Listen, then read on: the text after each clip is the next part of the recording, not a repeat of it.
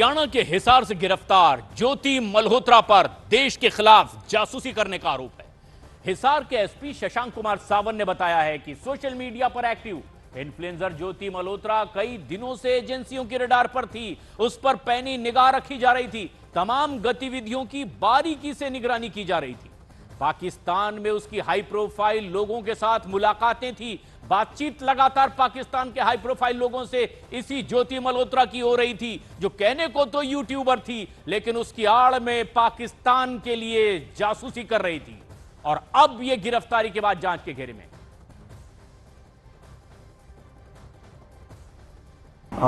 During the conflict, she was in touch with the PIOs. ठीक है, तो जो पर्सनल नॉन ग्रेटा जिसको डिक्लेयर कर दिया गया, तो ड्यूरिंग द conflict वो she was in touch, but she did not have any direct access as such with any very important direct access नहीं था उसके पास किसी मिलिट्री या डिफेंस के इंफॉर्मेशन को लेके जो हम इस स्टेज पे कहें कि उसने उसको दिया है। But definitely she was in touch with the PIOs, और यहाँ के जो कुछ और भी जो अभी उसके हमने लैपटॉप और मोबाइल जो है वो हम उसको अभी सीज करने की कोशिश कर रहे हैं कहाँ पे है। वंस वी सीज इट और उसका हम फोरेंसिक एनालिसिस करेंगे तो उससे भी काफ़ी सारी चीज़ें क्लियर होंगी कि क्या क्या इन्फॉर्मेशन उन्होंने एक्सचेंज की है। ये हमें सेंट्रल एजेंसी से इनपुट मिला था, उस पर हमने काम किया। तो ज्योति मल्होत्रा जो कि रेजिडेंट है हिसार की, उसको हमने अरेस्ट किया। तो she was in touch with PIOs and she had also visited Pakistan multiple times, और she has also visited China once, और उसे हमने परसों अरेस्ट किया है और उसकी हमने अभी 5 दिन का पुलिस रिमांड पे लिया। तो उसमें जैसे उसकी पूछताछ चल रही है, जो इन्वेस्टिगेशन है वो चल रहा है अभी, और जो उसके फाइनेंशियल ट्रांजैक्शंस है उसको हम एनालाइज़ कर रहे हैं। जो भी उनके ट्रैवल डिटेल्स हैं, कहाँ गए हैं, किस किस से मिले हैं, वो सब एनालाइज़ कर रहे हैं। We are in touch with central agencies, और उनके कोऑर्डिनेशन के साथ हम इसको काफ़ी गंभीरता से इसकी हम अनुसंधान कर रहे हैं। ये है वही जासूसी करने वाली ज्योति मल्होत्रा। आरोप इस पर है कि यूट्यूबर थे, ब्लॉगर थी, लेकिन इसकी आड़ में जासूसी कर रही थी। नए नए खुलासे अब इसकी गिरफ्तारी के बाद हो रहे हैं। इस बीच खबर यह भी आ रही है कि ज्योति की पाकिस्तान यात्रा का सारा खर्च पाकिस्तानी हाई कमीशन में तैनात दानिश उठा रहा था। साथ ही साथ यह भी बताया जा रहा है कि ज्योति के पाकिस्तान के सारे टूर पाकिस्तान की तरफ से ही स्पॉन्सर्ड थे। जांच एजेंसियां अब ज्योति के सोशल मीडिया अकाउंट्स की भी जांच पड़ताल कर रही है। फॉरेंसिक जांच पड़ताल भी होगी। यह भी खंगाला जाएगा कि किन किन के साथ इनके कॉन्टैक्ट्स थे, और तमाम ऐसे इलेक्ट्रॉनिक गैजेट्स की भी पड़ताल होगी।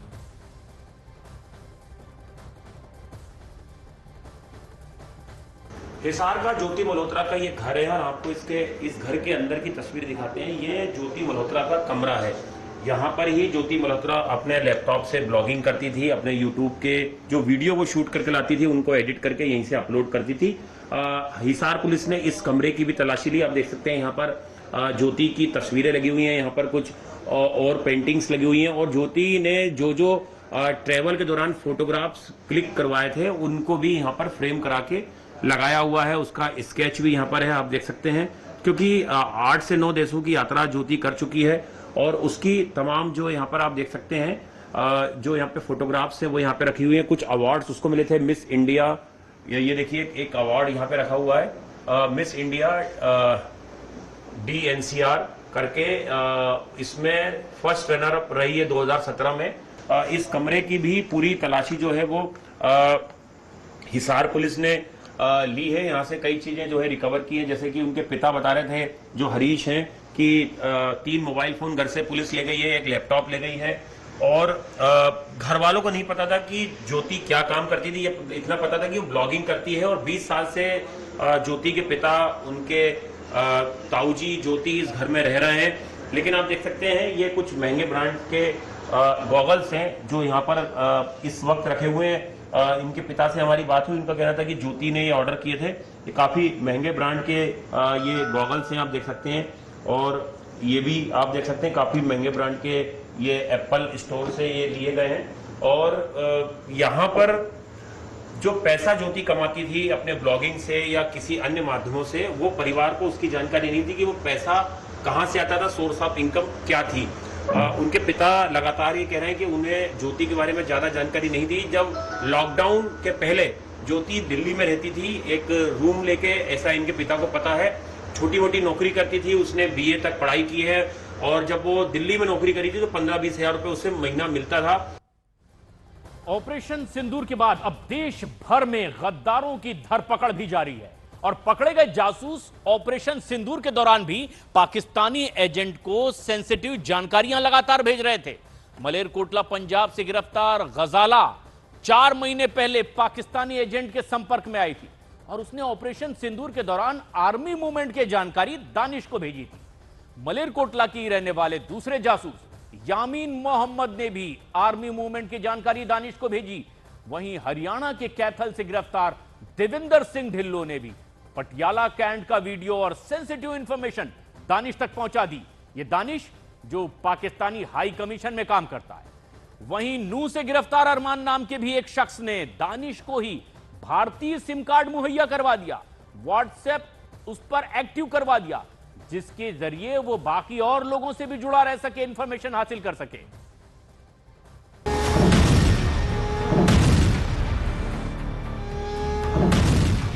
जासूसी कांड के आरोपियों का ऑपरेशन सिंदूर कनेक्शन सामने आया है। खबर है कि ये आरोपी ऑपरेशन सिंदूर के दौरान पाकिस्तानी एजेंटों के संपर्क में थे।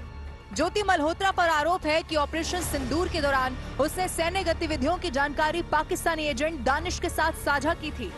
वहीं पंजाब के मलेरकोटला से पकड़ी गई गजाला पर आरोप है कि उसने ऑपरेशन सिंदूर के दौरान आर्मी मूवमेंट की जानकारी दानिश को भेजी थी।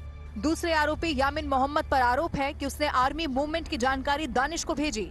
हरियाणा के कैथल से गिरफ्तार देविंदर सिंह ढिल्लों पर आरोप है कि उसने पटियाला कैंट का वीडियो और सेंसिटिव इंफॉर्मेशन दानिश को भेजी। हरियाणा के नूह से गिरफ्तार अरमान ने दानिश को भारतीय सिम मुहैया कराया और व्हाट्सएप एक्टिवेट करके दिया, जिससे वो बाकियों से जुड़ा रहता था। यानी एक तरफ सेना ऑपरेशन सिंदूर के तहत आतंकियों से पहलगाम हमले का बदला ले रही थी, तो उसी वक्त कुछ लोग देश से गद्दारी में मशरूफ थे। इसी जासूसी करने वाली ज्योति पर अभी कई और खुलासे होने बाकी हैं और सब यही जानना चाहते हैं कि ज्योति मल्होत्रा आखिर कैसे बन गई पाकिस्तानी जासूस। हम आपको बताते हैं कि यूट्यूबर ज्योति कैसे पुलिस के हत्थे आखिरकार चढ़ ही गई।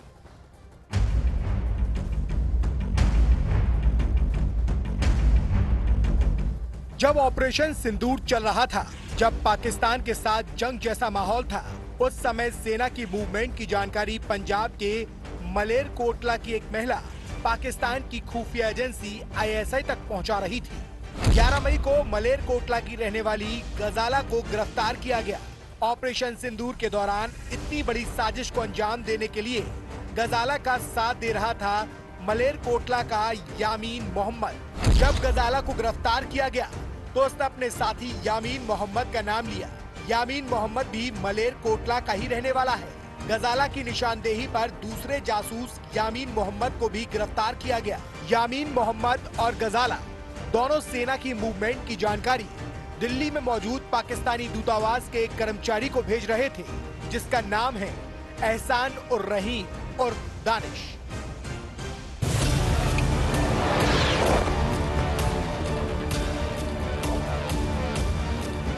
पंजाब के मलेरकोटला में 11 मई को गजाला और यामीन गिरफ्तार हुए।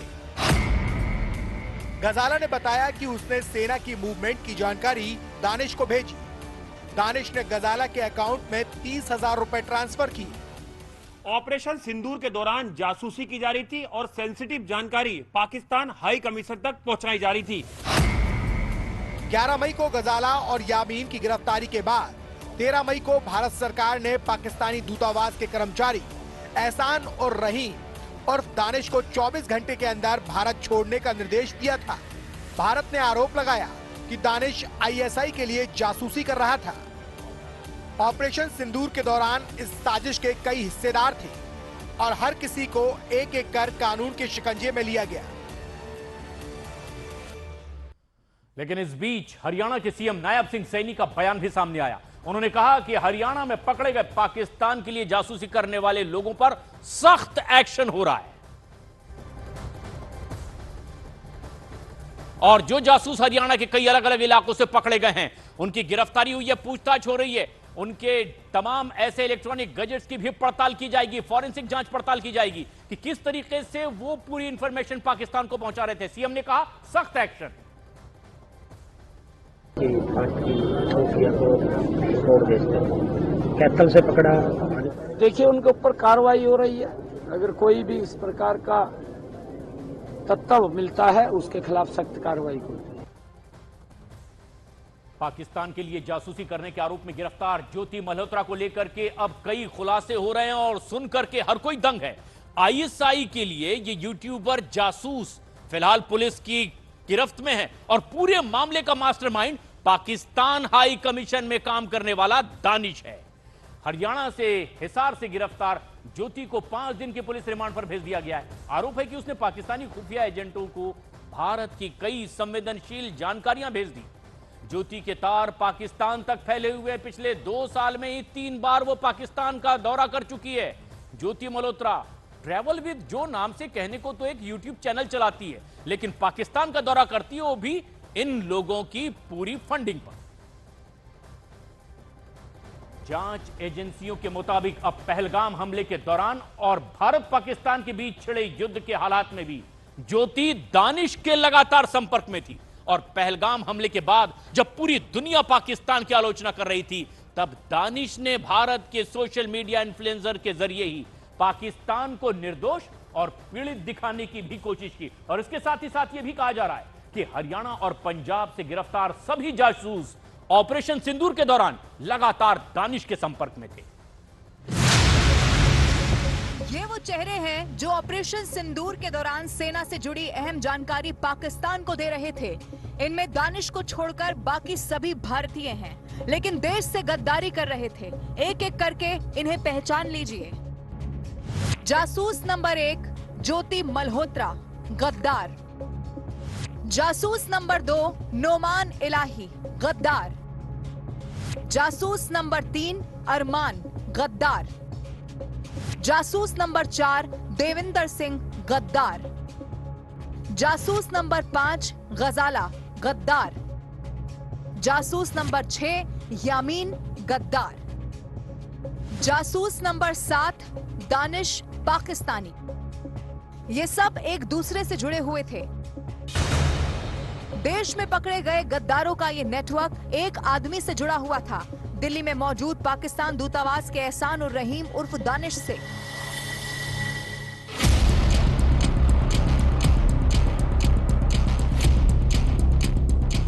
ज्योति की पोल कैसे खुली और कैसे पुलिस ज्योति तक पहुंची? दरअसल पंजाब के मालेरकोट से गजाला और यामीन की गिरफ्तारी के बाद पुलिस ने दानिश के जरिए भेजे गए पैसों के ट्रेल को और गजाला के जरिए भेजे गए पैसों के ट्रेल को खंगालना शुरू किया और 11 मई को गजाला और यामीन को गिरफ्तार करने के बाद 13 मई को पाकिस्तानी दूतावास के दानिश को भारत से डिपोर्ट किया गया।